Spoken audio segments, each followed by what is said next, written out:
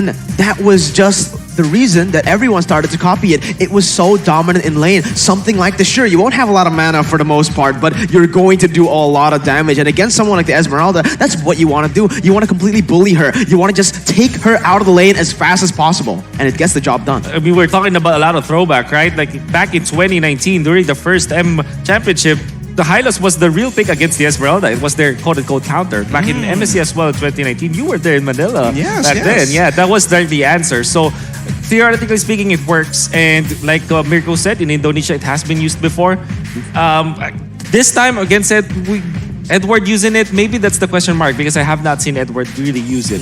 I mean, it can't be that difficult, right? I mean, of course. It's a high loss, right? Yeah, sure. Am I missing out something here? I feel like I'm not missing out anything. No, not at all. But yes, in terms of this Lunox pick as well, I think, Lunox is going to play a vast majority of that damage on top of that Farsa, but it's still something that they're kind of stacking upon, right? Yep. It's a lot of magic damage. It can be itemized against. Yeah. Honestly, I do want to speak about that high loss pick a little bit more right now, since again, Wolf has just mentioned, this is, we haven't seen Edward play this high loss before. Sure, it is not a very high mechanical hero, but that's the thing. Usually Edward, he loves playing the Paquito. He loves playing these high mechanical heroes, these flashy heroes at that. And coming into this kind of hero, will he be out of his comfort zone? Will he actually be weaker than the other heroes that he usually plays? I think I've seen that before, like when you give like highly mechanical skill players like Carl TC. Like anti-mage as well, right? Carl TC was given a hero like X-Borg. It just doesn't like register in my head. I don't have to tap buttons multiple times. What is this? What is this? What is this hero? I don't need to be constantly looking everywhere at every given time. Yeah, it's just really weird to see these players that have just shown such a high level of mechanical play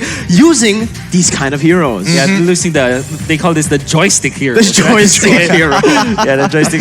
That's a great way of describing him here. But for all of you watching M3 right now, so far we need to have a quick game remake here. Looks like something has occurred. We want to make sure that competitive integrity is maintained, that these players have everything that they need to play at the highest level. No excuses. This is M3. We ain't going to go, we're just going to deal with it. Not this time. You have to have everything set and proper. Absolutely. But now that we do have the time, I really want to get into the mental state of the players. Because as we said, coming into this, there was so much set up for Blacklist. They are the back-to-back champions. They're the runners-up of MSC, MPLI, right? They've been through it all. But they have yet to get that international trophy. And against BTK, a team who's relatively unknown in terms of, the greater scheme of things, right? They don't have their own MPL. It is not a developed region just yet for MLBB, but they're already showing this much confidence.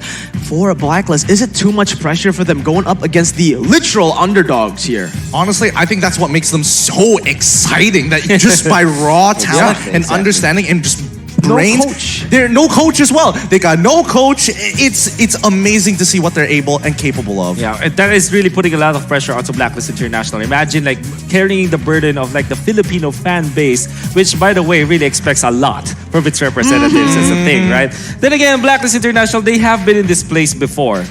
What I really am surprised about is another part of, we're talking about mentalities, right? You breaking the code in the first game. You know what? Many teams have tried this. And I think even Onyx Esports in MPLI also tried this strategy. They lost. All right? So here's the thing. I've talked to a lot of coaches and they say that it is also rewarding if you beat Blacklist in the first game of a series with their own strategy, right? Because then you get the momentum up. Again, they failed a lot. With Onyx Philippines, Onyx Esports, and many other teams in the Philippines as well, they failed. But guess what? It only takes break the code with K in it to actually take down the Blacklist International. I think this is a big morale boost for them. Huge. I mean, even in coding languages, even if it's something not C, it's a K, the whole entire program is not going to compile and will fail on the run. So it's something interesting, and I want to see whether BTK is one of those teams where it's like, is the pressure what's keeping them going? What's exactly their motivation here to keep on pushing forward? honestly, that's the question, right? For BTK, they want their region to be finally known to the world. They want that notoriety. They want that championship title. And now we're going to get straight into the game. Let's see if they can do it, Gideon. Let's see whether or not they can get the recognition that they so highly want here for the North American region as Blacklist International looks to troubleshoot the code here in game number 2. Now, looking at the lane assignment so far, I mean, it's Lunox up against Alice, pretty casual, pretty normal here, but it's going to be Hylos in the jungle. Hylos jungle. All right, so we guess it incorrectly. Yeah. Pirates is still going to be the matchup against Esmeralda. Still pretty decent. I wonder what this means. Yeah, no, that is surprising, but wait a minute. There's already a fight going on here as MobaZane gets, zoned away. Yeah. Yep, they're just making sure that they are escorting Haji around, making sure they can use Wise as just early game tank pressure to do the work. And honestly, I don't want to be that guy, but we've seen Hylos jungle before here at MPL MY. We're not proud of it sometimes, but this might prove otherwise that this could be an effective strategy as they move in towards the orange side. MobaZane having to deal with this, realizing this is not exactly the best position as they haven't hit level 4. They get the immediate hit. Shark looking for the engage to solve the rest off. Fly Chicken might be able to get into the back line here. Yes, Wise steals away the orange, but MobaZane is going to have to run it out. Can they get some form of a kill as Shark is on the run? Victor here to join Ohmyv33nus is on the run, and yes, they find the first kill onto the jungler. A second one has been slain. First blood by Razor going over to BTK. Blacklist, you see this, man? They want to group up, but BTK as well. They rotate every single member to that top side. Victor, actually, he left his lane without even clearing the waves. He's like, I need to get to my team, and that proved to be great for this team. 9 heroes in the turtle pit around the orange buff as well as the rock Ursa. That is crazy, and we're gonna see the replay there. Definitely, I'm liking the idea of Blacklist International have Wise on the Hylos on top of all of the heroes of the members of BTK. But then again, even if you're a Hylos with the Estes, if there are 5 heroes on top of you, you're gonna be taken out. And unfortunately, the strategy coming up from Blacklist International backfired heavily as they have lost so much. Oh, it's another fight already. Glorious Pathway is already down. Zia is the next to fall as they look for Eternal. MobaZane tries to get out. He needs a kill. No, he doesn't find it here. Shock trying to go for a re-engagement here as we see Edward. Daytona's welcome actually might be saving the man, but they secure the kill on towards the north side. Victor can only do so much. No, the Frost Moon shield keeps him strong. Oh, I'm not entirely sure how the engagement even started to begin with, but they have to protect this purple here. Wise wants it. Bennett's Rage going to be coming out. They zone away. MobaZane having to use the lethal counter to secure his own purple. Amazing response by the side of Blacklist International, man. They know BTK. That, again, the reason BTK was able to win that fight just now is because they isolated. You can see BTK, when that orange buff fight happened, they were able to... Did you see the shot selection by them? Yeah. The Kufra targeted towards the Estes, and everyone else targeted towards Wise. So by that, Wise wouldn't be able to get the resource to get the healing. But look at this. It is already Blacklist, once again, trying to look for the proactive plays in that top side. I like it. I actually kind of like it coming in from Blacklist International. They've completely played it the top side and taken away all the energy shields and maximized on that gold. And one thing that Blacklist International did all throughout this game is to punish BTK from grouping up, because BTK really wanted to group up, and what normally happens is that you leave your lanes. Oh, Turret energy shields. I'm sweating there. I'm so sorry, Wolf. That's some pucker factor right there. The balls on Venus right there to be able to just save his ultimate, man. That was crazy. That was crazy. It's just limit testing. Yeah, one thing for Blacklist International, and most particularly Ohmyv33nus, he's got a lot of composure, I guess, the words I'm looking for. He knows when to pop his ultimate or when not to. Yeah, I mean, honestly, Ohmyv33nus is one of those players who has that veteranship, has been in the leagues in competitive play for so long.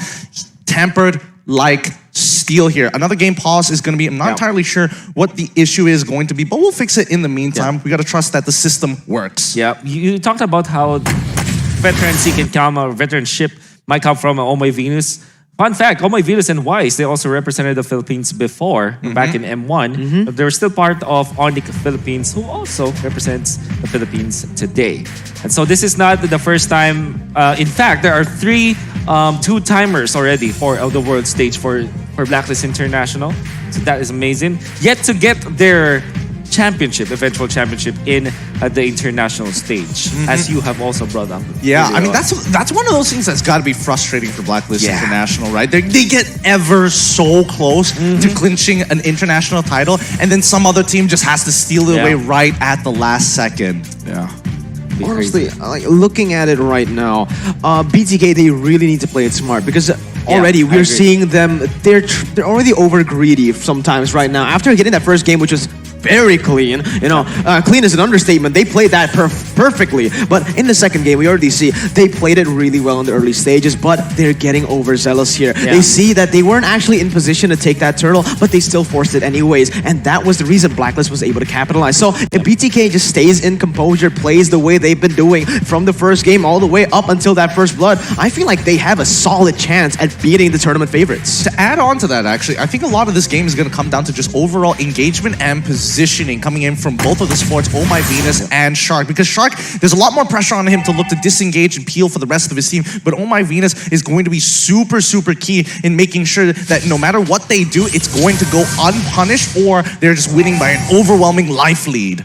Absolutely. Now, BTK, again, they are not in the right position to try to contest for this turtle, but it seems like they want to still try to go in right now. With Wise basically zoning everyone away, it seems like uncontested. That's what I want to see. Just let it go. Yep, turtle going to be by the STB. Now the dive on towards Fire Chicken has been initiated. Shark looking to bail his team out. Yes, he finds it. Collides up into all with the Tyrant's Rage. And here comes MobaZane to make the difference. They break open the top tier one. But there we go. Ohmyv finds all four of them. They don't have their flickers. What a re-engagement coming in from Blacklist International. Ohmyv raising his hands. You punish me? Oh, nah. I'm coming back for more. This is one of the heroes that gave him the moniker Ohmyv.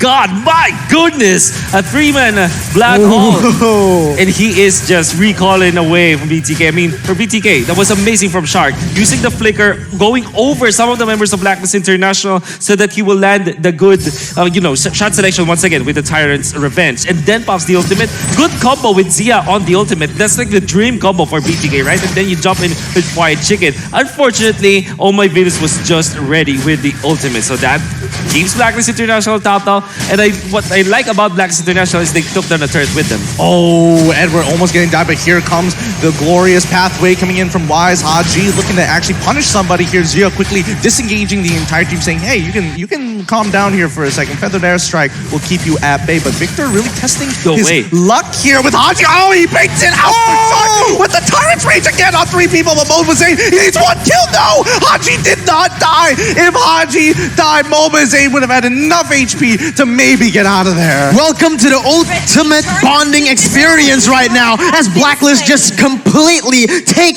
BTK down in that bottom side. But this is what I love about Blacklist. They're finally getting their jam here in the playoff stage, and look at what they're able to do. Sure, BTK had an initial very good team fight, but Blacklist instantly reads their opponent's ways to play, and now they are on this siege, man. BTK, they have found a good opening in the bottom lane, but unfortunately, their skill shots weren't really that precise. I mean to say, the timing wasn't off. I mean, they started with the lethal counter, which normally should be your skill to take down the members of Blacklist International after you already dealt the damage. The thing is, you should be using your lethal counter as definitely a closer for a team fight because you need that execute kind of mechanic wherein you take down the members of Blacklist International before Ohmyv33nus heals them up. Well, I mean, it's about the initial burst, I suppose. I guess they wanted to make sure, hey, maybe we could burst Ohmyv33nus in that time. The next turtle going over to Blacklist International, who have developed a 6K gold lead here on their side, 7 minutes into the game. Right now, we have to keep an eye on a couple of people here from the side of BTK. Zia, he's going to eventually scale up, and that's going to be a really big factor in terms of, chipping them down into that lethal counter range. One of the glaring mistakes I feel like from the side of BTK is that they've been getting a lot of crazy engages, actually a really good engages, but they don't have the damage yet. They need to scale it up a little bit more. Again, they're playing the Farsa, Lunox, and Esmeralda. They need to wait until those item power spikes finally hit because they've just been way too fast on these fights. The threat level is just too high, but here comes Blacklist International. Potential dive onto Victor's side here. Ohmyv gonna go back into lane, and it looks like they're playing cross-map here. They're going to take the sacrifice tier 2. Victor knows he can't do much about the situation, and same goes for Ohmyv. They both just have to wait it out. Flowing blood comes through. He's not going to engage this, right? But Inhibitor, are they going to just sacrifice the Inhibitor tier? Bottom tier 1 goes down. Inhibitor turret is still alive here. Fried Chicken going in for the full-on fight against Ohmyv. The Dark Ring is just not enough. The wave is too strong. Ohmyv is able to take on one. Can he get MobaZane? He does! He fights it! It's gonna be a 1v2 as Ohmyv is ready to rumble. Daytona's welcome onto Shark, and it's gonna be an easy triple kill for the man, the myth, the legend, Ohmyv. You don't cross-map against this guy, man. We all know what Ohmyv can do. He got the Maniac on Beatrix in the group stage, and he's gonna get that triple kill to basically shut BTK down in the early phase. That was what I always called the awkward Lunox jump with the ultimate from the darkness, right? You always want to hit with your ultimate from darkness and also get another Chaos Bolt up. Turn one, Ohmyv! The flowing blood damage from Ohmyv takes on even an Esmeralda. That's when you know this is gonna get tough. And the going only gets tougher as tier 2 is gonna get cracked open.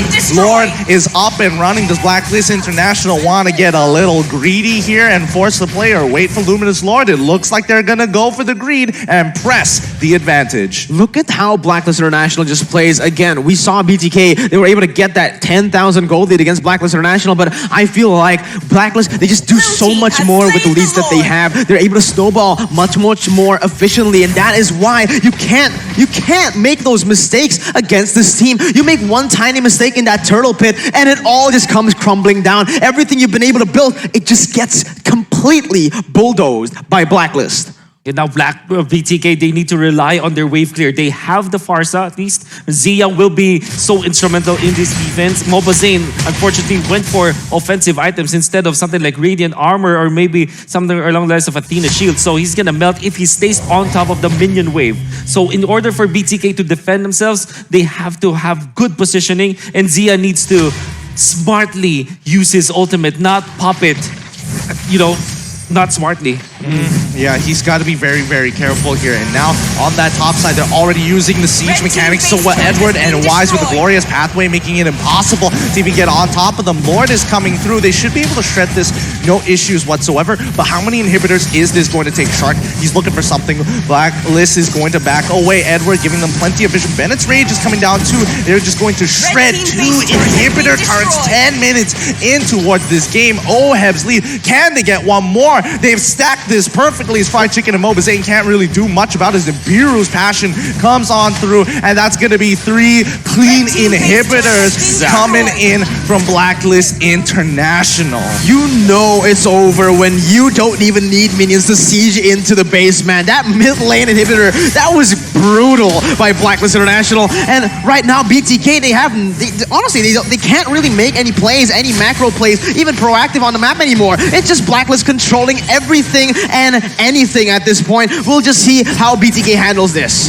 Yep, Ohmyv going in on top of Fried Chicken already, forcing out the Brilliance very early on here. And right now, I think this might just be checkmate for BTK. Blacklist International cannot let them get their win conditions, and they want to end this game as early as possible. Bennett's Rage coming on through as Edward and Wise stopping the Feathered Airstrike. They can't click the Godlike coming in from Ohmyv as he is making sure he's completely zoning them out. This is going to be it. The Blacklist International, the PH fans have been waiting for. You can't just break the code that easily. You're going to have to do it 2 more times in this matchup. GG, well played to Blacklist International. Breaking the code is what they want. You want them to break the code. We'll completely just fix it over just a few minutes. And that's why this team is so magical. This is why they're the tournament favorites. Instantly, they were dominated in the first game.